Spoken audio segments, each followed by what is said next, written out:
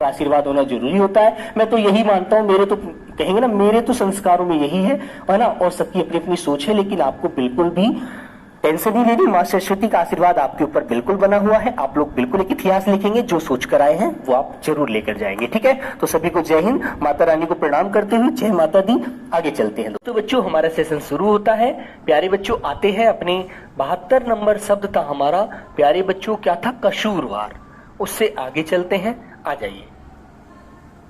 तो प्यारे बच्चों, हमारा एक शब्द था कसूरवार, है ना। कसूरवार था बेटा। कसूरवार वो होता है जिसने अपराध किया हो, कसूर किया हो, और जिसने कसूर नहीं किया वो क्या है मेरे बच्चे? बेकसूर है, निर्दोष है। ठीक है, तो प्यारे बच्चे, इसका आंसर हो जाएगा बेकसूर। ठीक है ना, निर्दोष। ठीक है मेरे बच्चे, निर्दोष, जिसने ये दोष किया ही नहीं है। ठीक है, ये उस क्वेश्चन का राइट आंसर था जो हमने सैटरडे की क्लास में बेटा होमवर्क क्वेश्चन के रूप में किया था। ठीक है, आइए अब चलते हैं प्यारे बच्चों।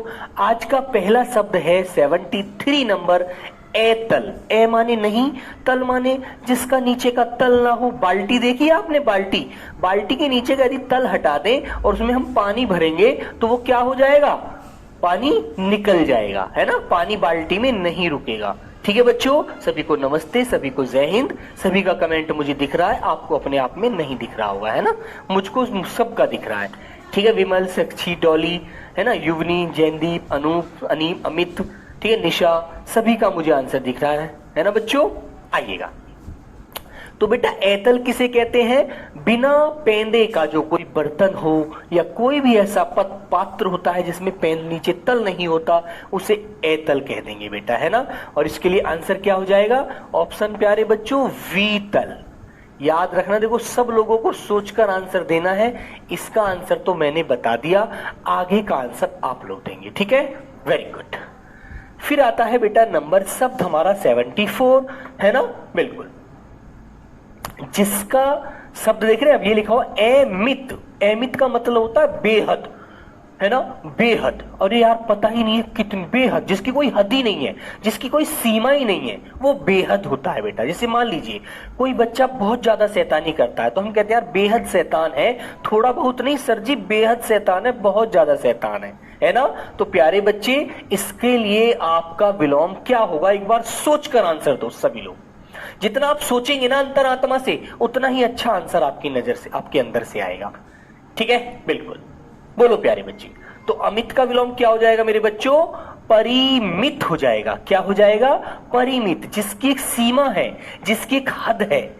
ठीक है, तो मेरे प्यारे बच्चों आप कर देंगे परिमित, जिसकी सीमा है ना बच्चों, जिसकी सीमा होती है, जिसकी हद है, जिसकी हद है बच्चों, वो होता है परिमित। Very good. चलिए अगला शब्द आता है बेटा ए दे।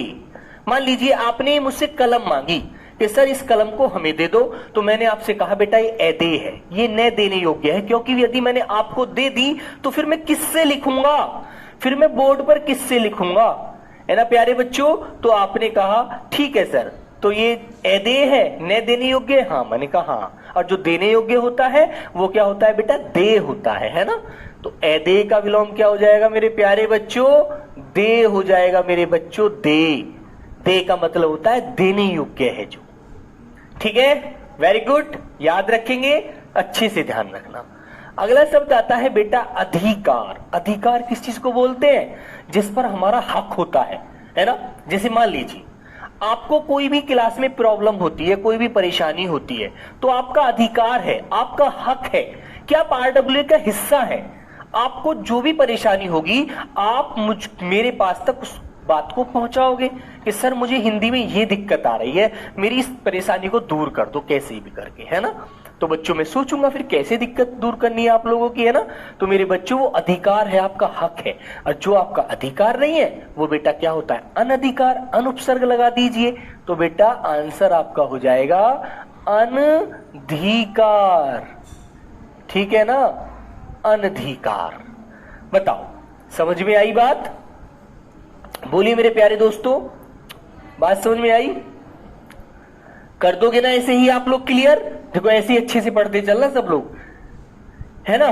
चलो फिर आता है बेटा 77 नंबर शब्द।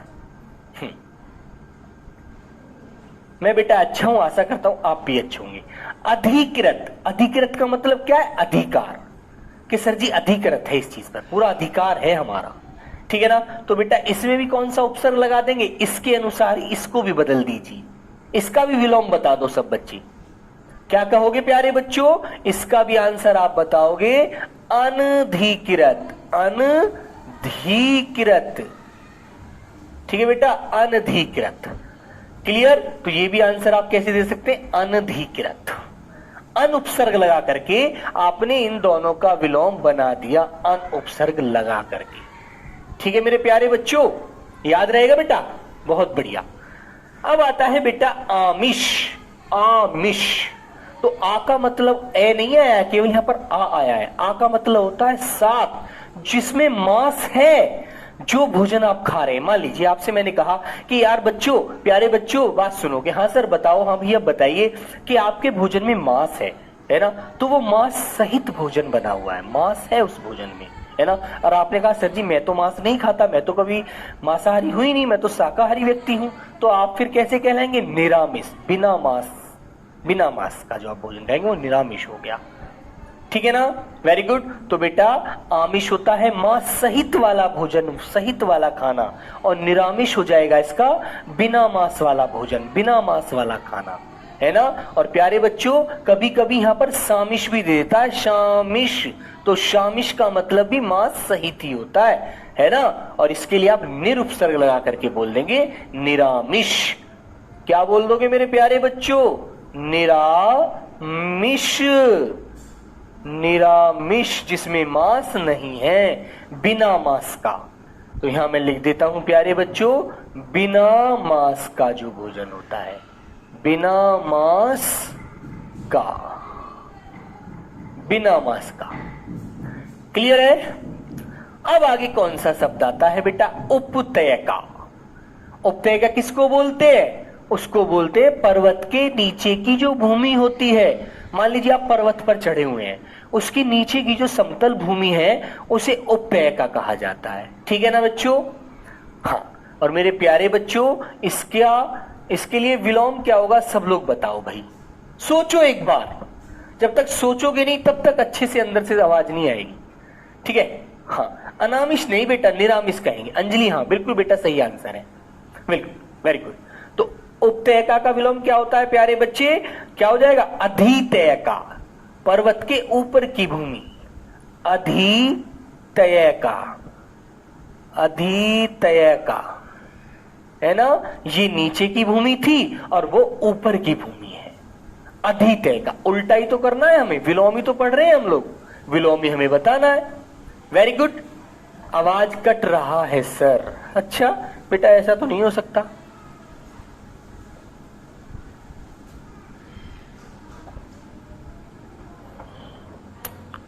चलिए बच्चे, आगे आता है बेटा रिद्धि। रिद्धि माने होता है सफलता। रिद्धि, एक बात बताओ, रिद्धि किसकी पत्नी का नाम था? भगवान श्री गणेश की पत्नी का नाम था रिद्धि और सिद्धि, दो पत्नियां थी उनकी, है ना, याद रखना। तो रिद्धि सफलता, रिद्धि का मतलब होता है बेटा सफलता। तो इसका विलोम क्या होगा? सफलता का तो असफलता हो जाएगा, और रिद्धि का विलोम क्या हो जाएगा बेटा प्यारे बच्चे?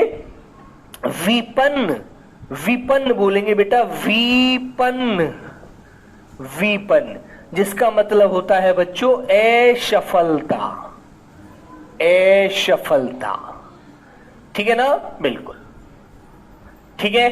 अब तुम्हारे सामने एक क्वेश्चन आया है, ये क्वेश्चन मैंने आपको पहले भी पढ़ा दिया था।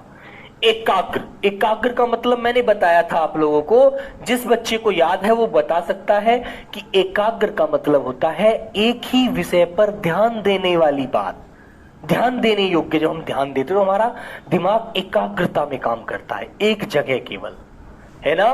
तो बेटा ये चीज आप याद रखिएगा, एकाग्र माने एक ही जगह ध्यान लगाना, एक ही विषय पर ध्यान देना, है ना। और बच्चों जब इसकी जगह हम बहुत सारी जगह ध्यान लगाते हैं तो हमारा मन हो जाता है बेटा चंचल। तो एकाग्र का विलोम होता है चंचल, चलितमान, ठीक है ना। तो मेरे प्यारे बच्चों इसको कह देंगे चंचल है भाई मन तुम्हारा, एकाग्रता नहीं है तुम्हारे अंदर। तुम कभी यहाँ हो तो कभी बहुत दूर पहुंच जाते हो, कभी दिल्ली तो कभी जम्मू कश्मीर, कभी हिंद महासागर, कभी बंगाल की खाड़ी, है ना। आप तो इस तरह से बेटा घूम रहे हो, आपका दिमाग अभी एक जगह स्थिर नहीं है, ठीक है ना। Very good. तो प्यारे बच्चों मेरे साथ एक बार रिवीजन करेंगे सभी बच्चे। चलो एक बार सभी मेरे साथ सारे शब्दों का रिवीजन करेंगे। एतल का विलोम वीतल, अमित का विलोम परिमित, एदे का विलोम दे, अधिकार का विलोम अनधिकार, अधिकृत का विलोम अनधिकृत, आमिष का विलोम निरामिष, उपतयका का विलोम अधितयका, रिद्धि का विलोम विपन, एकाग्र का विलोम चंचल। इस तरह से आपको ये एक तरफ हाथ रख के और फिर आंसर देने हैं। क्लियर है ना। इसी तरह से आपको याद करना है पेपर में अपनी कॉपी पर भी, ठीक है ना। कोई गलत नहीं करेगा, बहुत ध्यान से पढ़कर चलना है, ठीक है मेरे प्यारे बच्चों। तो जो देने योग्य नहीं है वो दे, जो देने योग्य है वो दे। Very good. हाँ मुझे सबका कमेंट दिखता है बेटा, देने योग्य, देने योग्य है जो वो बेटा वो दे है, और जो नहीं है वो दे है। अब आते हैं प्यारे बच्चों अगले शब्द नंबर 82 की तरफ, ठीक है ना। हाँ अंडमान निकोबार भी जाना है बेटा। चिरंजीवी, चिरंजीवी किसे बोलते हैं? चिरंजीवी बताओ। समतल नहीं बेटा, मैं साइड हो गया, लीजिए सब लोग बताओ। सर नोट्स बना ले, नहीं बेटा अभी नोट्स आपको नहीं बनाने, ठीक है ना। चिरंजीवी, चिरंजीवी बोलते हैं जो बहुत दीर्घायु जीता है ना। जैसे दीर्घायु का विलोम अल्पायु, ऐसे यहां पर चिरंजीवी पूछा है आपसे, तत्सम में आंसर मांगा है, तो तत्सम में आप क्या बताएंगे? अल्पजीवी, कम जीवित, मतलब कम आयु तक जीने वाला जो जीवित रहेगा वो अल्पजीवी है, ठीक है ना। तो बेटा इसका विलोम आपको वेरी सिंपल सी बात है, आप याद रखेंगे अल्पजीवी, ठीक है मेरे बच्चे, अल्पजीवी। चिरंजीवी नहीं अल्पजीवी, कम जीना है, जो कम जिएगा जो व्यक्ति वो अल्पजीवी है, जो बहुत लंबी आयु जिएगा वो दीर्घजीवी है, वो बेटा क्या है? चिरंजीवी है, ठीक है ना। और ऐसे एक शब्द मिल जाता है कभी कभी, आपको दे देगा यहां पर चिरायु, चिरायु, ठीक है ना। ऐसे ही आपको उसका आंसर बताना है अल्पायु, अल्पायु, ठीक है भाई, ये भी याद रखना, कभी ऐसे भी पूछ ले तो। फिर आता है बेटा नेक्स्ट नंबर 83, तारुण्य। इनका मैंने अर्थ भी इसलिए लिखवाया है ताकि आपको समझने में दिक्कत ना आए, ठीक है। Very good. तो प्यारे बच्चे तारुण्य बताएंगे, तारुण्य, अणय, ठीक है ना। तो उसका आंसर आप बताओ। हाँ पीडीएफ मिलेगा बेटा, नोट्स आपको नहीं बनाने की जरूरत है। आपके लिए बहुत सारे प्यारे बच्चे ऐसे हैं जो बेटा, एक बच्चा आपके बीच में ही है जो क्लास का पूरा एक एक नोट्स आपको बना कर देगा। उसको भी तो मेहनत कर रहा है, आप उसके लिए भी तो थोड़ा सा अपने दिल से बेटा एक अपना अच्छा भाव व्यक्त कर सकते हैं। तो तारुण्य का विलोम बताएंगे बेटा क्या होता है। तारुण्य माने होता है जवानी, तो मेरे प्यारे बच्चे इसका विलोम क्या हो जाएगा? वार्धक्य, ठीक है ना। जो वृद्धावस्था के लिए बोलेंगे आप लोग, वार्धक्य, ठीक है ना बच्चे, वार्धक्य। क्लियर है ना? वार्धक्य, वृद्ध नहीं बेटा, तरुण का विलोम वृद्ध बताना, ये तारुण्य है, तो तारुण्य का वार्धक्य बताएंगे।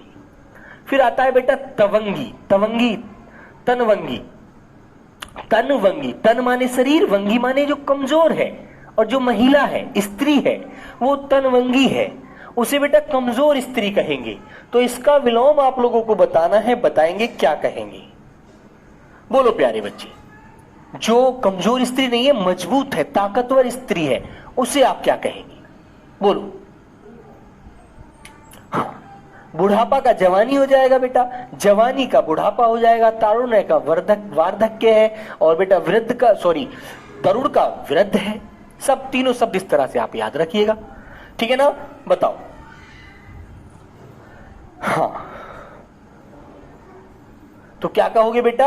स्थूलंगी, जो मजबूत है, स्थूलंगी मतलब कैसे बोलेंगे आप लोग? जो ताकतवर महिला है, ताकतवर, ताकतवर महिला को कहेंगे, जो मजबूत महिला है, ताकतवर, ताकतवर महिला, या स्त्री, है ना बेटा। शक्तिशाली स्त्री जो है वो स्थूलंगी है, ठीक है, वेरी गुड। स्थूलंगी, बड़े ऊ की मात्रा। दैविक, दैविक का विलोम बताएंगे। दैविक, दैविक आध्यात्मिक, बताइए बच्चे, ठीक है। मनीषा नहीं बेटा, आपको सिर्फ ये आपको रिवीजन करना है, आपको रिवीजन करना है, आपको अपनी तरफ से कोई मतलब वो नहीं बनानी, ठीक है। हाँ, दैविक, दैविक किसे कहते हैं? जिसको भाई प्रारब्ध में, मतलब कि जिसको देविक, देव मतलब देविक समझ रहे हैं, जिसको भगवान के द्वारा दी हुई शक्ति है, जिसको कुदरती ज्ञान है, वो देविक है ना, आध्यात्मिक है। और इसका विलोम जो हो जाएगा वो भौतिक होगा, जो हम इस दुनिया में जीते हुए प्राप्त करेंगे, ठीक है ना बेटा। उसे हम क्या कहेंगे? भौतिक। उस ज्ञान को आप कहेंगे भौतिक, है ना। तो बच्चों, दैविक या आध्यात्मिक का विलोम आपको क्या बताना है? भौतिक बताना है मेरे प्यारे बच्चों, ठीक है ना। हाँ, अब आता है मेरे बच्चे निषेध। निषेध माने क्या होता है? निषेध कहते हैं जो गलत होता है, जो नियम के विरुद्ध होता है, जो सही नहीं है, उसे क्या कहेंगे? क्या कहेंगे बेटा? निषेध कहेंगे।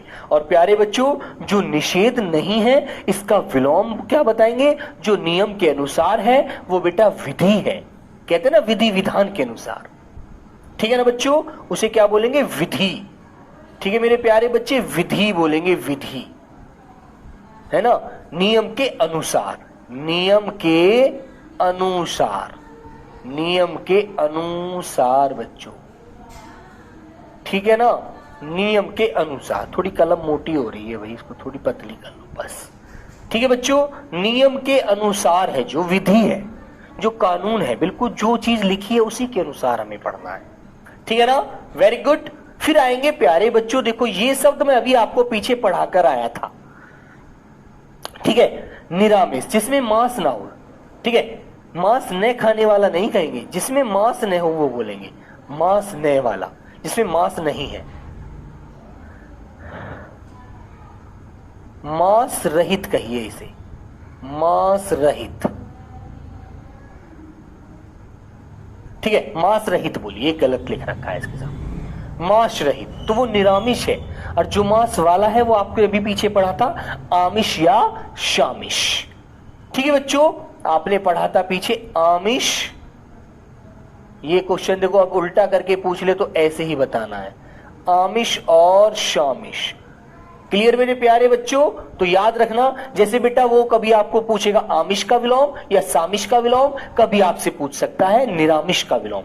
तो एक दूसरे का विपरीत सेम ही होते हैं, कुछ भी अलग नहीं होता, आप लोगों को अच्छे से याद रखना है, ठीक है ना, वेरी गुड। हाँ, फिर आगे आता है बेटा परस्फुटन। परस्फुटन का अर्थ होता है मेरे बच्चे खिलना, और इसका उल्टा बताएंगे बेटा क्या होता है। मान लीजिए कोई फूल है, वो बेटा खिल गया, तो वो क्या हो गया? परस्फुटन, खिलना। और वो बेटा खिला नहीं है तो वो कली की तरह बंद है ना, ऐसे है उसकी अवस्था, तो वो क्या होता है प्यारे बच्चे? मुकुलन। तुमने किसी बच्चे का नाम मुकुल देखा है? मुकुल आप में से भी होगा, है ना। तो मुकुल का मतलब होता है अधखिला फूल या कली वाली अवस्था होती है मुकुलन, ठीक है। तो मेरे बच्चे उसे क्या कहेंगे? मुकुलन। उसे मेरे बच्चों मुकुलन कहेंगे। आप लोग क्या बोलेंगे? मुकुलन, जो खिला नहीं है अभी। आज वोट डालना है गुरुजी, बिल्कुल डालो भाई, एक ही तो अधिकार होता है हमारे पास, जो हम स्वतंत्र हैं, है ना। हाँ, हाँ देखो ये बच्चा कह रहा है एकाग्र वाला, इसे दिखाना भाई, बड़ी सी कमेंट लिखी है इसने।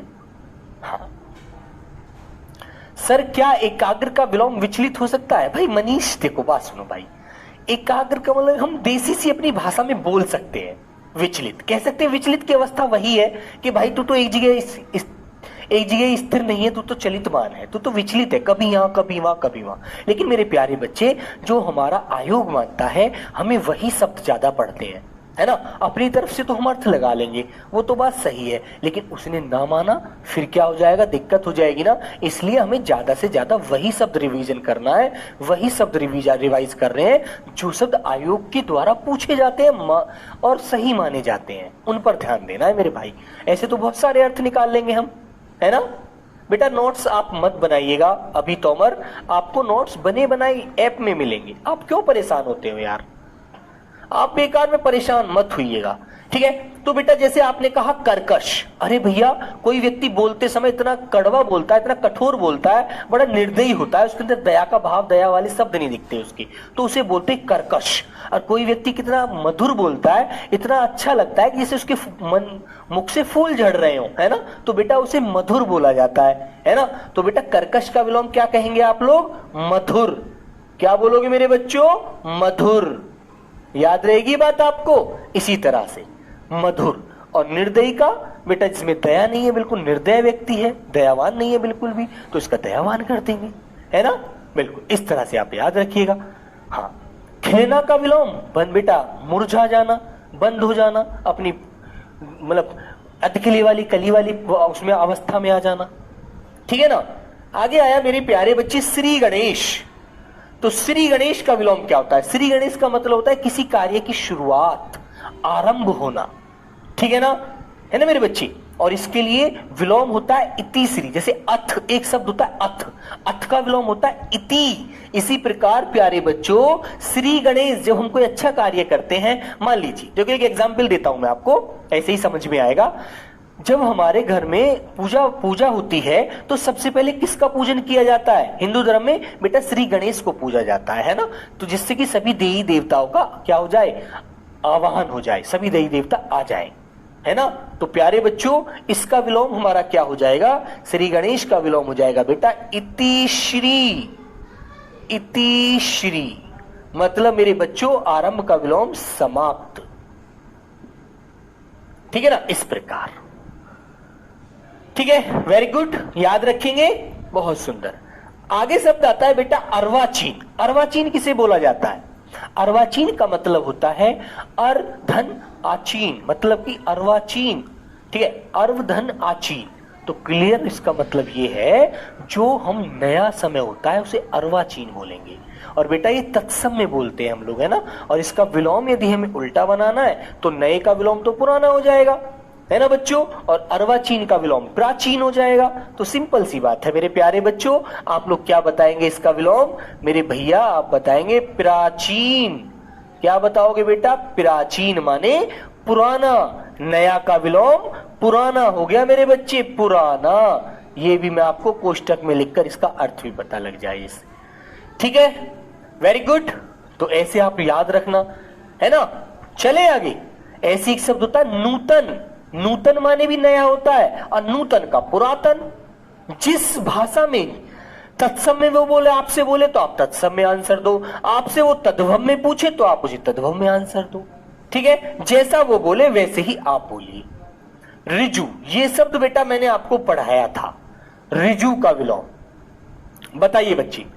तो रिजु का विलोम क्या होता है बेटा, रिजु का विलोम, रिजु माने होता है सीधा साधा, है ना, और इसका विलोम होता है वक्र, जो तिरछा होता है, सीधा नहीं है सर जी, बड़ा तिरछा इंसान है ये, आपके सामने सीधा बन के रहता है ना, बोलते हैं ना इस प्रकार। तो मेरे प्यारे बच्चों रिजु का विलोम होता है बेटा वक्र, है ना, और सीधा का विलोम होता है बच्चों तिरछा। होता है नहीं होता है कि सर जी बड़ा सीधा इंसान नहीं है, बड़ा तिरछा इंसान है ये, आपके सामने सीधा बन के दिखा रहा है ना, होता है नहीं होता है ऐसे। तो मेरे प्यारे बच्चों यही चीजें आप याद रखिए, वेरी गुड। चलिए अनिवार्य, जब आप परीक्षा देने जाते थे इंटर, मान लीजिए आपने इंटर करी है अभी, तो इंटर में आए होंगे जब क्वेश्चन पेपर आपके सामने आया होगा आपके हाथ में, तो ऊपर लिखा होता है कि क्वेश्चन नंबर 1 करना अनिवार्य है ना, लिखा होता है ना। तो अनिवार्य का मतलब होता है जरूरी है, आवश्यक है, इसको तो आपको करना ही होगा, ये तो शर्त रखी हुई है पेपर में एग्जामिनर ने, है ना बच्चों। तो अनिवार्य, अनिवार्य का बेटा यदि मैं सीधा सा अर्थ बताऊं आपको तो प्यारे बच्चे जरूरी, कि ये तो जरूरी है जी करना, अनिवार्य है। और आगे जो क्वेश्चन मिलते हैं वो क्वेश्चन में आपको वैकल्पिक दे दिया जाता है, कैसे कि आप उसके लिए कर भी सकते हैं और आप नहीं भी छोड़कर चल दीजिए, आप छोड़ सकते हैं, लेकिन एक पहला वाला क्वेश्चन करना तो क्या है, वैकल्पिक है, ठीक है ना, सॉरी अनिवार्य है। और इसका जो विलोम हो जाएगा वैकल्पिक, वहां पर आपको ऑप्शन मिल जाएगा, या तो पहला कर लो या फिर दूसरा कर लो। है ना। तुमने देखा होगा अथवा या लगा आ जाता है कि या तो क्वेश्चन 2 का या 30 में से तीसरे क्वेश्चन में से किसी एक का आंसर देना है ना। हाँ, तो बेटा उल्टा ही तो याद रखना है, हम लोगों को याद रखना है, आपको सबकी ये जानना है चीज, बताइए सब लोग। हाँ, तो अनिवार्य का मतलब जरूरी, और बेटा जो जरूरी नहीं है वो है वैकल्पिक, कोई से भी आपको एक करना है, आप शर्त रखी होती है उसमें, है ना। Very good. चलो आगे आता है बेटा आविर्भाव। आविर्भाव का मतलब है प्रकट हो जाना। नमस्कार बच्चे पंजाब की धरती से, ठीक है ना। आविर्भाव का मतलब होता है प्रकट हो जाना, सामने एकदम स्पष्ट हो जाना, है ना। तो बच्चों बताइए आप लोग मुझे इसका विकल्प क्या होगा, विलोम बताओ, देख करके आंसर दो, बताइए। अनिकेत जय हिंद भाई, लव यू मेरे प्यारे दोस्त। चलो आदित्य सिंह, बेटा नाम लेने से कुछ नहीं होगा, नाम तो मैं उस दिन लूंगा आपका जिस दिन आपका एक बेटा कहूं ना। हाँ बेटा ऐच्छिक भी बोल देते हैं, वैकल्पिक ऐच्छिक भी कह देंगे। हाँ ये भी आंसर मिल जाए तो ये भी लगा देंगे, इन दोनों को मानता है आयोग, ठीक है। लीजिए, जो भी आपकी बात यदि सही होगी तो उसको मैं सही ठहराऊंगा, जब आप कोई बात गलत कहोगे तो फिर तो भाई उसको मुझे इग्नोर मानना पड़ेगा, आपको मना करना पड़ेगा कि प्यारे बच्चों ये मत पढ़ना, आयोग इसको नहीं मानता, ठीक है ना। हाँ, निवार्य का मतलब नहीं होगा सर, निवार्य मतलब बेटा अनिवार्य होता है कोई जो चीज हमारे लिए आवश्यक है, जरूरी है, जो करना ही करना है, जिसपे शर्त लागू हो ही नहीं सकती, वो तो हमारे लिए बनी है, वो तो हमें देना ही होगा उसका आंसर। तो बेटा आविर्भाव का विलोम सभी प्यारे बच्चों को बताना है तिरोभाव, और तिरोभाव का अर्थ क्या होता है, छिप जाना या छिपाना, प्रकट होना और बच्चों छुपना, है ना। तो इसका अर्थ हो जाएगा छुपना, तो ये आप याद रख सकते हैं, तिरोभाव का अर्थ होता है छुपना, भाई इसका प्रकट होना, इसका छिपना, बस छुप जाना, गायब हो जाना। उन्मूलन, ये बताओ बेटा ये वाला शब्द आज पुनः आया है एक बार दोबारा से, ठीक है ना। उन्मूलन, इस पर प्यारे बच्चे पीछे भी आप लोग कुछ अवमूलन बता रहे थे, कुछ निमीलन बता रहे थे, बेटा गलत हो जाएगा। उन्मूलन का मतलब होता है उखाड़ना। मान लीजिए आपने कोई पौधा लगाया और कोई व्यक्ति आया जो मतलब कम दिमाग का है, पागल इंसान है, उसने आया, उसने उखाड़ा और वो फेंक दिया, है ना। तो आप कहेंगे सर जी बड़ा पागल इंसान है, इसने पेड़ को उखाड़ दिया, है ना, उन्मूलन कर दिया उसका। तो आप कहेंगे सर जी इस पेड़ में भी तो इसकी जड़ नहीं टूटी है, इसको दोबारा रोप देते हैं ताकि इसका जीवन बच जाए, है ना। वृक्ष लगाना अच्छी बात होता है। तो प्यारे बच्चे इसका विलोम आपने पढ़ा था, याद भी सभी बच्चों को होगा। तो मेरे बच्चे क्या होता है, रोपण, है ना, रोपण मतलब उसके जीवन को बचाना, दोबारा से उसको रोपना, ठीक है। तो प्यारे दोस्तों आंसर क्या हो जाएगा, रोपण। बताओ भैया, क्लियर है, क्लियर बच्चों। हाँ, रोपण, ये डेडम अणे वाला, अणे खाली वाला बनेगा बेटा, अणे खाली वाला, रोपण मतलब उस पौधे को दोबारा से रोपना, रोपण, ठीक है। पानी दे करके, खाद पानी लगा करके उसको दोबारा से जीवन दे देना।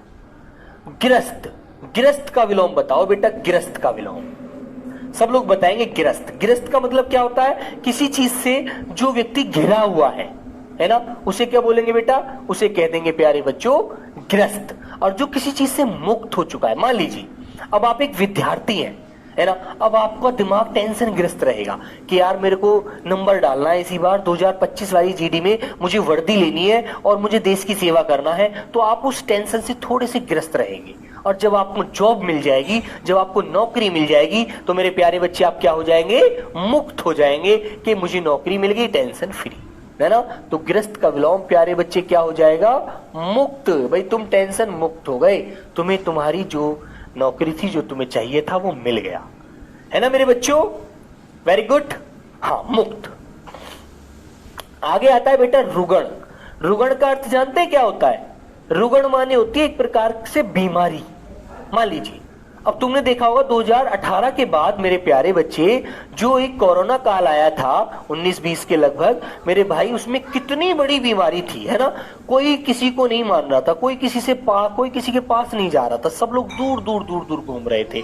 तो बेटा वो रुगण थे एक प्रकार से, वो क्या था मेरे दोस्तों, वो बीमारी थी, है ना। सब लोग उस बीमारी से परेशान थे, है ना बच्चे, बीमारी थी बेटा, रुगण था। और बेटा बीमारी का विलोम इसी प्रकार आप रुगण का विलोम क्या बता देंगे यहां पर, बताओ। हाँ, तो बच्चों इसके लिए बताएंगे आप स्वस्थ। क्या बोलोगे भैया? स्वस्थ। बीमार नहीं है सर जी, मैं तो स्वस्थ हूं, बिल्कुल स्वस्थ। ठीक है, वेरी गुड। हाँ, बहुत बढ़िया, क्लियर मेरे भाई? हाँ बेटा, तद्भव का तद्भव आंसर दो, तत्सम का तत्सम आंसर दो। ग्रस्त मतलब घिरा हुआ, मुक्त मतलब आजाद, किसी चीज से मुक्ति पाली, पूरी तरह से मैं फ्री हो गया। बेटा 2 या 3 विलोम शब्द आपके पेपर में पूछे जाएंगे, याद रखना। शहोदर, शहोदर माने क्या होता है? सह माने एक जैसा, उदर माने पेट, है ना, जो एक ही पेट से जिसने जन्म लिया हो। जैसे मान लीजिए 2 भाई हैं, सगे भाई, उन्होंने एक ही मां की कोख से जन्म लिया है, तो वो सहोदर है। और मान लो उनका एक बड़ा भाई है, जैसे कि एक बेटा एक एग्जाम्पल लेते हैं, हमारे पिताजी की शादी होती है ना, तो हमारे पिताजी की जब शादी होती है तो जो हमारे पिताजी की पहली वाइफ होती है ना, जो बेटा हमारी माता जी नहीं थी, हमारे पिताजी की पहली वाइफ थी, लेकिन उनसे एक भाई का जन्म होता है ना, तो वो बड़ा भाई था हमारा, लेकिन उसकी जो जिस माँ की कोख से उसने जन्म लिया था वो माँ का देहांत हो गया। तो हमारे पिताजी ने सोचा कि अभी ये छोटा बच्चा है तो दूसरी शादी कर लेते हैं, उससे क्या होगा, हमारे बच्चे का लालन पालन सही हो जाएगा, देख रेख, है ना। तो हमारे पिताजी ने दूसरी शादी कर ली, उससे हमारा जन्म हो गया। तो मेरे प्यारे दोस्त, एक बात आपको याद रखनी है, वो जो भाई दूसरी माँ की कोख से जो जन्म लिया था वो अन्य माँ की कोख से जन्म लेकर बड़ा हो रहा है ना। हमने जो बाद में हमारे पिताजी की शादी हुई, हमने उस माँ की कोख से जन्म लिया है, तो हम तो कौन हो गए? और फिर मेरे बाद एक छोटा भाई ने और जन्म लिया, तो बेटा हम दो छोटे, हम दोनों तो क्या हो गए, दोनों छोटा, और मैं तो हो गए सहोदर, और वो हो गया अन्योदर, क्योंकि उसने पहली माँ की कोख से जन्म लिया था, है ना बेटा। दत्तक पुत्र तो बेटा गोद लिया हुआ पुत्र होता है, सौतेला भाई जो होता है हमारा दूसरी माँ की कोख से जन्म लिया हुआ। ठीक है, बिल्कुल। तो मेरे प्यारे बच्चे, आपको यहां लिखना है सहोदर का विलोम अन्योदर।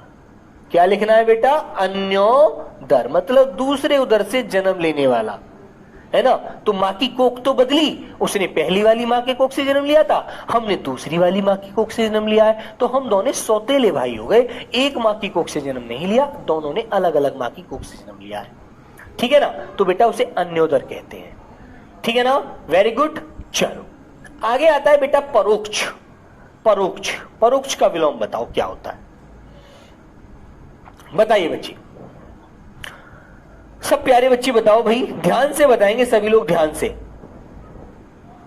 परोक्ष का विलोम क्या होगा बेटा? परोक्ष, परोक्ष होता है जो हमारे सामने नहीं है, जो सामने नहीं है बच्चों, है ना बेटा, वो परोक्ष है। और जो हमारे सामने है बिल्कुल प्रत्यक्ष है, जैसे ये पेन है मेरे प्रत्यक्ष है, आप मेरे सामने हैं, आप कमेंट कर रहे हैं, तो बेटा आप प्रत्यक्ष है, मेरे सामने कमेंट आ रहा है आपका सभी का, मैं देख पा रहा हूं, है ना।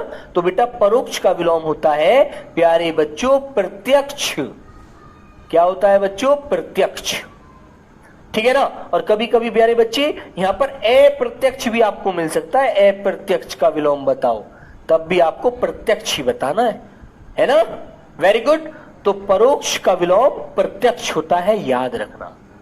Very good. चलिए आगे आते हैं कृतज्ञ।